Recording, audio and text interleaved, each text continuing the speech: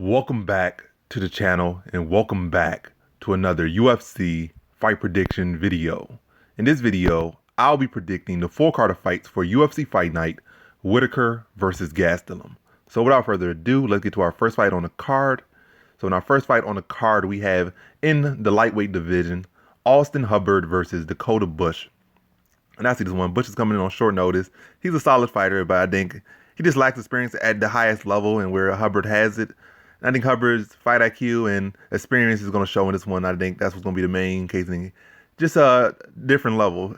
Bush is solid, but I think he needs some more, experience. And I feel like Hubbard is going to be a step ahead of him in every single facet of this fight. But Bush is tough. Bush is skilled, but Hubbard is more skilled, more experienced. So I just see this one, being on to a decision with Hubbard being fully in the driver's seat in this one. So in this one, I have Austin Hubbard via decision. Now on to our next fight.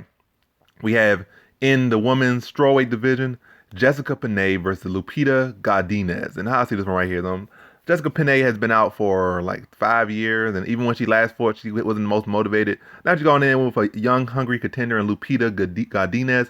And it's not just a young, hungry contender. It's a young, hungry contender who's going to push the pace, who's going to be active, who's going to be aggressive. Got some pretty technical, pretty solid hands, pretty solid boxing, pretty decent well-round skills, but definitely on the feet was where I see her best skill set from what I've seen. You're going against Penne, who never really had the best head movement, and now she's coming off of this long hiatus and lacking motivation, getting up there in age, and now you got this young fighter who's going to push the pace, going to box, and going to control that center of the ring and be active and has that will and has that want and believes they could be the best versus Penne, who's probably just trying to collect her last couple checks and then retire, or what that's seeming like. So I'm going to lean to the young, hungry fighter, the active fighter, the fresher fighter, and I think the better striker between the two. And she better keep this fight on the feet and just pepper up Penne and outwork her to a decision, like relatively easy, probably 3-1, just activity-wise, and just active, more hungry, and getting that decision. So in this one, I have Lupita Godinez via decision. Now to our next fight, we have in the women's bantamweight division, Zarah Fairn versus Josiane Nunes. And I see this one right here. So I think Nunes is a slight favorite in this one. She's younger by like 10 years, so we got to give that to her. But really looking at her size, she looked very undersized. She looked very short, very unassuming. Well, little short bald head chick with no type of muscle or anything, and she's undersized for the weight class.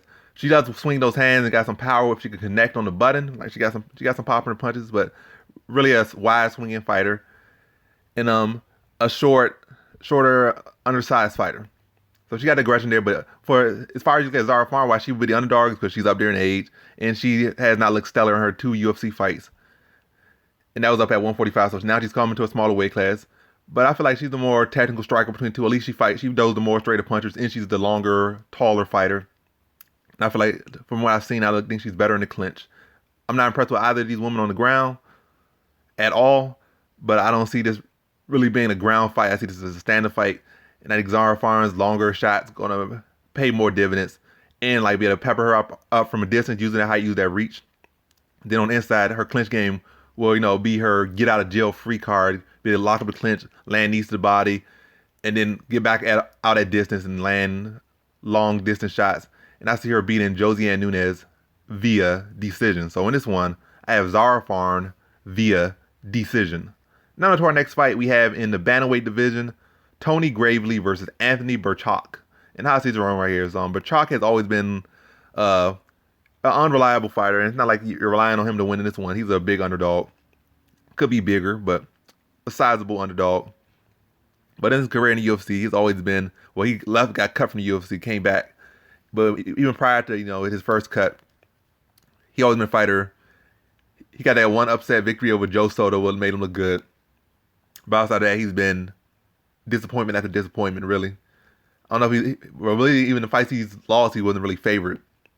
But the only time he really showed up was when for an upset, like one time. And yeah, this is not a well-rounded fighter, but no amazing fight IQ, no amazing will to win, no amazing tenacity. Just not amazing in any area. And got a questionable chin and questionable heart at times. But this is why I think Tony Gravely will be able to just really control and dominate this fight, be able to take him down, neutralize whatever ground game he got in his. Just pound him out. I don't think he's going to stop him, but I just think this is a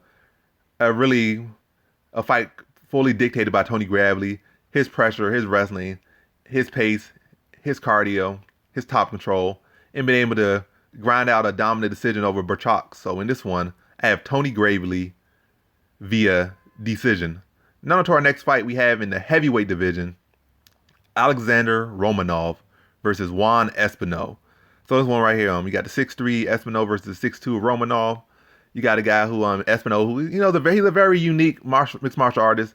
He doesn't have one traditional form of grappling. He has multiple, I think, Singalese wrestling, something else, luchador. I don't know, this guy got a lot of different wrestlings. He don't like traditional things. He likes to mix up and be a mixed martial artist, for better or worse. Like, he out there. Romanov versus Espino. To me, I'm hearing a lot of people saying that Espino is this and Espino is that, but I feel Romanov is, from what I've seen, is the better wrestler. I would definitely give him a better wrestler over Espino. Submission grappling, I would give Espino. But in this fight where it's not like Espino has shown any real good ground game submission game off his back because he's been on top. I'm leaning to the guy who has shown better wrestling technique, and I feel like that's Romanov. So the guy who can control where the fight goes to the ground or should be able to dictate where the fight goes to the ground not would be Romanov. And I feel like Romanov is the more technical striker. Espino got like a good overhand. He has some good shots here and there. Like, he's not a bad striker. He has some good shots here and there. But he's not the cleanest, technical, most consistent striker. It's more all just to get it to the ground. Where I feel like Romanov, he could hold his own on his feet if needed for a whole fight. And then, Espino could too, but not against probably the best strikers in this division. The best strikers in this division probably knock him out. He stay on the feet for like 2-3 minutes. But as Romanov, I feel like he go, at least with a lot of the best strikers in this division, he can hold his own through 3 rounds. Will he beat most of them? I'm not sure, but definitely hold his own. But that's all I'm just saying. But I feel like Romanov has the more credential striking and the grappling background. I feel like he's a better wrestler in this one. So in a fight where wrestling is a big part of both guys' games, I'm gonna lean to the guy who, in my opinion, has the better wrestling technique, and that's Romanov. And I feel like he's the better striker as well. So I see him beating Espino to a decision, but I do see this as a tight match. I do see Espino attacking takedown. I do see Espino trying to bait that overhand, get Romanov off his game, throw off his time, and throw some feints here and there. But I see Alexander Romanov having more actual success with the takedowns, more actual success with the striking, landing more shots, and scoring more takedowns. In maybe not the craziest good fight, but a very technical chess match. So in this one, I have Alexander Romanov via decision. Now to our next fight, we have in the women's flyweight division, Tracy Cortez versus Justine Kish. And I see this one right here. Kish is like, she has never been like the most crazy technical fighter, but she does got heart and she does got will, and she tells come condition. But against Tracy Cortez, I don't really see any area where Kish can have super advantage. She might have a slight striking advantage. Fighting the pressure, the pace, and the wrestling and grappling and top control of Tracy Cortez is going to be too much for her. She's not going to allow Kish to fight on the outside. Kish's not going to have success with her own wrestling. She might have success with striking, but the pressure of Cortez is going to put her in the phone booth, and she's going to have to deal with that wrestling. She's going to have to deal with that inside game of Cortez, really not her inside striking, but her inside wrestling in the clinch and in the wrestling, and always being up underneath her and never giving her room to, try to point fight on the outside or anything, because that's really what the best she could do is point fight on the outside or hope that her takedown defense has improved phenomenally so much that she can stop the takedown of Cortez and then just be able to pick her apart on her feet. But I don't think that's happening. More so in the case that Cortez is going to be up underneath her, smothering her with her wrestling. I don't think she stops her, but I do think she wins a pretty much one-sided decision over Kish. So in this one, I have Tracy Cortez via decision. Now to our next fight, we have in our prelim headliner in the middleweight division, Gerald Meerschaert versus Bartosz Fabinski. And how I see this one right here is Fabinski is admittedly a one-dimensional fighter. He's very proud of that. He does not want to say a striker. Why not wrestle? Like, he just a guy that's admittedly, why doesn't he got a dings? He might mix the striking very, very barely, but he's a wrestler through and through. Not even really a submission wrestler. Just a lay and pray, ground and pound submission wrestler. Ground and pound wrestler, not a submission wrestler. So going against Gerald Meerschaert, I do worry about Gerald Meerschaert, accepting the bottom position too much because he's confident in his grappling. But when you really look at Meerschaert's resume, only fight where he really played that part too much was the Hermanson fight. But Hermanson, we know, has amazing top control, probably some of the best in the sport. And once he gets on top of you, it's almost a wrap unless you're really solid. So there's no shame in that one. And I don't think Fabinski is no Hermanson, at least as far as top control. So I feel like Meerschaert can at least get out from that position if he feels he's not getting a submission against Fabinski. On the feet, it really has come down to Meerschaert being the more well-rounded fighter. I do feel like he can get submissions off his back or on top. And I feel like with Fabinski being so predictable, he can stop the takedowns, land strikes to him on the feet, and then get him to overextend and then tap him out with like a submission. And I think that's the case. I think he taps him out in the second round, get Fabinski to overcommit after pepper him up with strikes, make him turn into a panic wrestler, and then tap him out in that second round. So in this one, I have Meerschaert via second round submission. Now on to our next fight. We have in the heavyweight division, in our first fight on the main card, Andre the Pitbull Arlovski versus Chase Sherman. And to get to this one right here, Chase Sherman is a younger fighter, and he has a puncher's chance, and that's really about it. Chase Sherman has been stopped a couple times. Arlovski has been stopped plenty of times, but where am I going with this? So I feel this one that Chase Sherman really just has a puncher chance in this one. I feel like Arlovski, it's not even I feel Arlovski is the more technical striker, the more technical boxer, more technical kickboxer. Anything else in there, karate, if you want to throw that in there, which is really not any guys, but any type of form of striking, I would give Arlovski an advantage over Chase Sherman as far as their MMA game.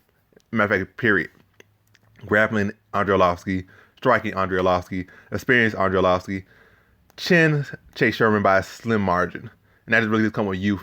You give him, like, the way he fighting, and when he reaches Arlovski's age, he's going to have zero chin. Now, Arlovski at some point did kind of retrieve his chin for a little bit, but that's besides the point. So for that one, I just feel like Andre Arlovski's going to be able to just angle, fight a smart fight, and walk Chase Sherman into shots. It's not like Chase Sherman has developed head movement or anything, or developed so much in his skills. He came back and fought a guy that was a bloated welterweight or bloated middleweight, all the way up to heavyweight. The guy was like 5'9", 5'10". On his fight match, his Tapology and Sherdog page do say like 6'2", 6'3". We always see like 5'9". The whole world know that. But yeah, so he fought a journeyman, bloated middleweight / welterweight guy. And didn't look exactly phenomenal. Got tagged a lot of times. Not going against Andre Arlovski, who's a much better fighter than that. He's going to be able to tag you just as much and not be there for you to hit. Going to be similar height, probably have better range, and definitely use it better. And even at this age, still be faster than you, still be more technical. And I just see Andre Arlovski being able to stick, move, angle, and just walk Chase Sherman into shots. And I eventually see him walk into, like, being a, get Chase Sherman to overcommit, walk him into a counter and knock him out in that second round. So in this one, I have Andre Arlovski via second round TKO. Now to our next fight, we have in the middleweight division, Abdul Razak Alhassan versus Jacob Malkoun. And how I see this one right here is Razak Alhassan versus Jacob Malkoun. And how I see this one is Malkoun actually is a pretty decent fighter. I think his debut fight did not give the best tell of what he has, but he has some pretty decent fundamental boxing. I'm not saying he's a amateur standout skill level wise. I would not give him that, but decent fundamental, at least for the MMA, as far as MMA goes, and to build himself off. He could be with those at the frame and he's going off in the IQ. At least he showed at a developmental level. He could go pretty far. Well, not pretty far, but he could go decent. He could stick around if given the right path, I would say. But I just think this fight's kind of thrown a little bit too fast for him again because he's just coming off a knockout loss versus a similar fighter who's going to pressure and load up and knock him out. Like he lost to Phil Hawes in the debut. Now he's going against Alhassan, who I would definitely say at this point Phil Hawes is far more technical. Well, not far more, definitely significantly more technical than Alhassan. So this is a bit of a step down, especially a guy coming from welterweight up to 185. But I think it's going to be the same case where, and also Malkoun has a decent grappling game as well. But I think it's going to be a case that Alhassan's going to be able to pressure him, cut the cage off, and crack him early and put him out there in the first round. Just because like it's too much of a quick of a turnaround and you kind of get in a similar opponent. So in this one, I have Abdul Razak Alhassan via first round TKO. Now to our next fight we have in the featherweight division, Ricardo Ramos versus Bill Algeo. And I see this one right here is I really don't think Ramos has really any real advantage. Maybe a slight wrestling advantage, but Bill Algeo is a high-level BJJ guy as well. Ramos has a good BJJ. I might give Ramos a lean in BJJ, but Algeo, as we saw against Lamas, he was able to hold himself in the ground. And I don't think Ramos grappling is as good as or overall MMA grappling is as good as Lamas. Or definitely his spirit is not nowhere near as Lamas. So with this one, I think it's gonna end up being a striking matchup. And what we seen when Ramos goes against better strikers, he kind of gets embarrassed out there. Well, not embarrassed, but he gets stopped. Like he got stopped by Lerone Murphy, got stopped by Said Nurmagomedov real quick. And he hasn't really looked super stellar. He has a couple wins on the record. His best win really is that spinning back elbow over Zahabi's brother, but that's about it. So I really think Ramos not gonna have as much success with his wrestling as he needs to, or the grappling as he needs to, and Algeo's gonna be on the feet, be long, be at distance, be creative, and just really tee off on him from distance and pick apart on the feet and being a more cleaner, swifter, technical striker on the feet. And I think he puts him out of there in the second round. So in this one, I have Bill Algeo via second round TKO. Now to our next fight, we have in the lightweight division, Luis Pena versus Alex Munoz. And how I see this one right here is Pena's been disappointing, but I'm gonna lean to him again. I will avoid betting on him. He's been a flop as far as betting goes, and just been inconsistent and just not been able to do what needs to be done to get these victories. Not being able to address some wrestling sometimes, or not being able to execute a game plan or follow through. Really, just not being able to follow through on things. Going against Munoz, I feel like Munoz has shown to be a one-dimensional fighter. But at least in the Hosparas fight, even though he's a one-dimensional fighter, he was able to go 3 rounds with a tough guy in Hosparas who's tough, well-rounded, killer on the feet, and it was able to go 3 rounds with him and score some takedowns. So, but I feel like Luis Pena definitely has some good wrestling and definitely got some good scramble ability, definitely got some good defensive wrestling as well, long, rangy. And again, it's coming out to Munoz, man, fall into the one-dimensional path, and I feel like Pena could definitely go 3 rounds. He could definitely stuff the takedowns. He could definitely scramble, get back to his feet, and go back to using that range. And the fact that he's going to be the more well-rounded fighter, not just looking for striking or just looking for this.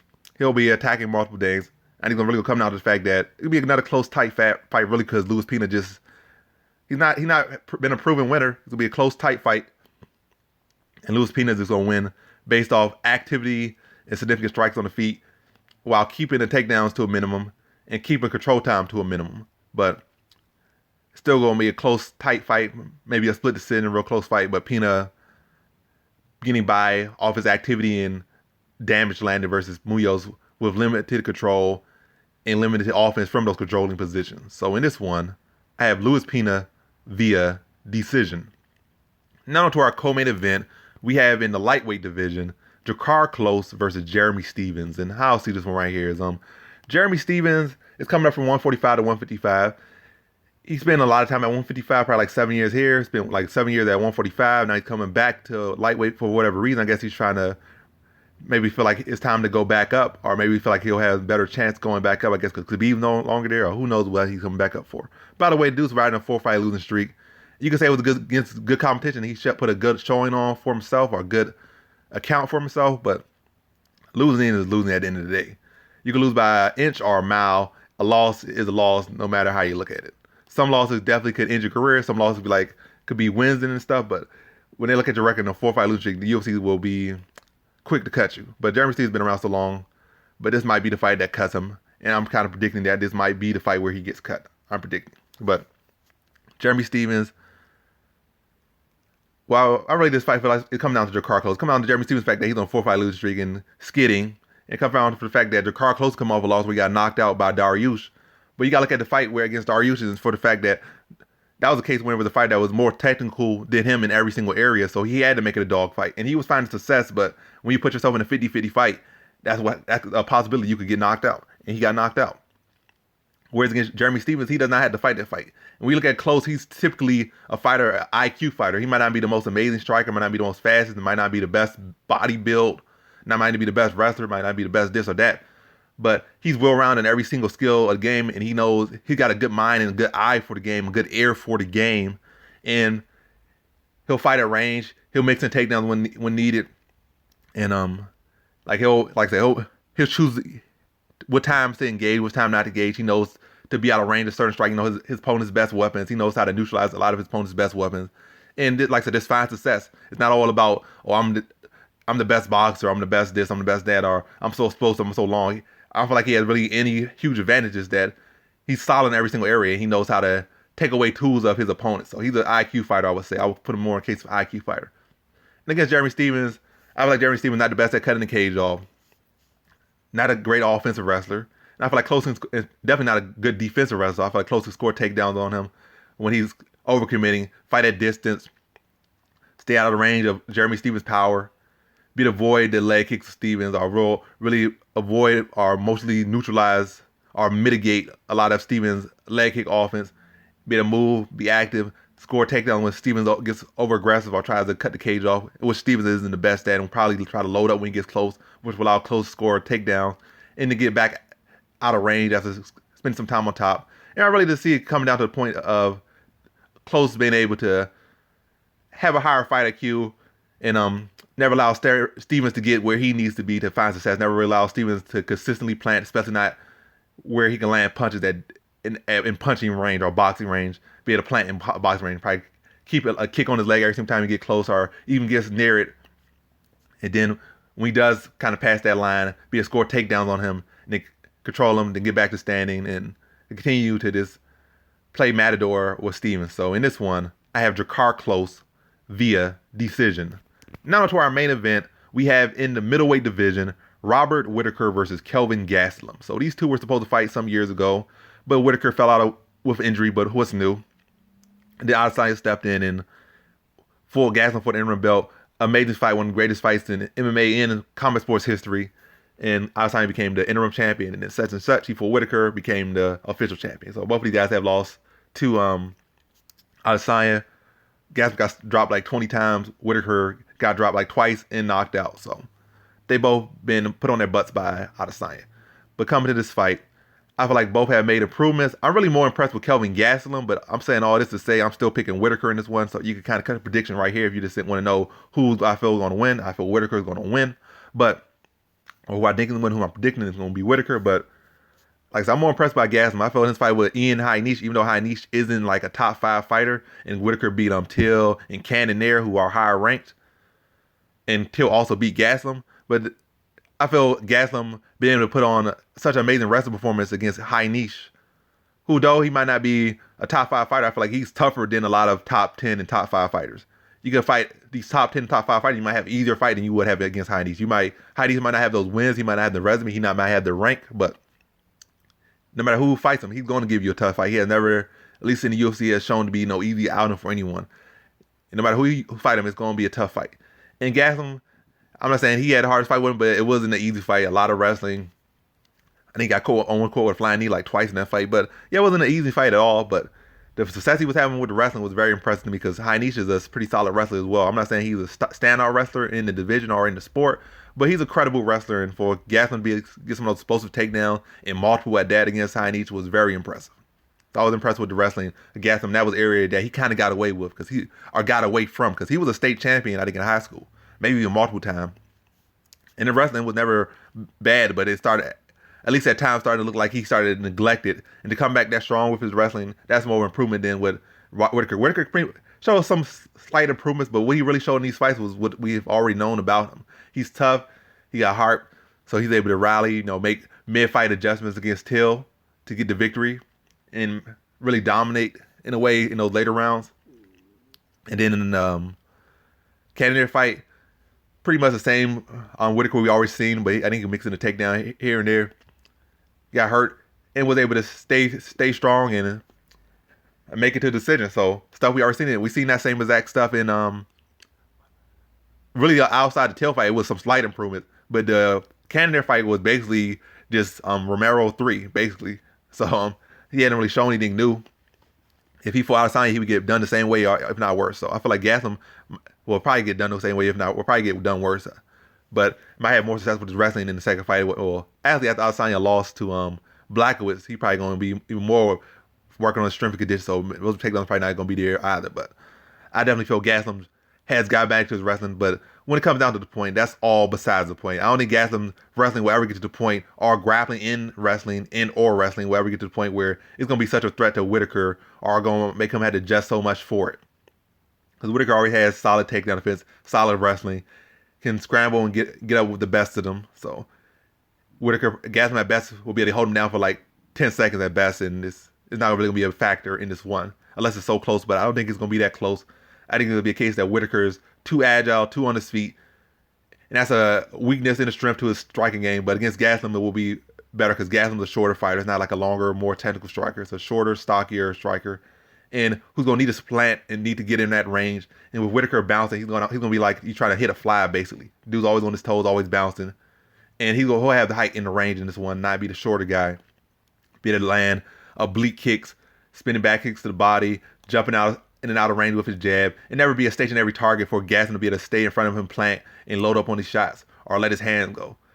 And probably chew up that lead leg, which is already skinny of Gastelum, and now, take away that box, take away some of that power, take away some of that pop, and really just be the more technical fighter and be the higher fight IQ fighter and the more versatile fighter out there.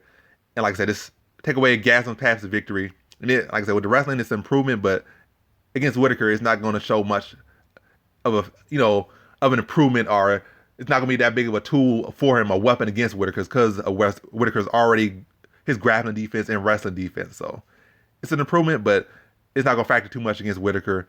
And with Whittaker's style and his movement, I think that's going to factor more than Gastelum's boxing and his mid-range to inside, his boxing range attack, basically. So I feel like Whittaker will be able to move and stay out of Gastelum's pretty much dead zone, outpoint him, and break him down to a decision. So in this one, I have Robert Whittaker via decision. And that concludes my fight predictions for the full card of fights for UFC Fight Night, Whittaker versus Gastelum. And as always, thanks for watching.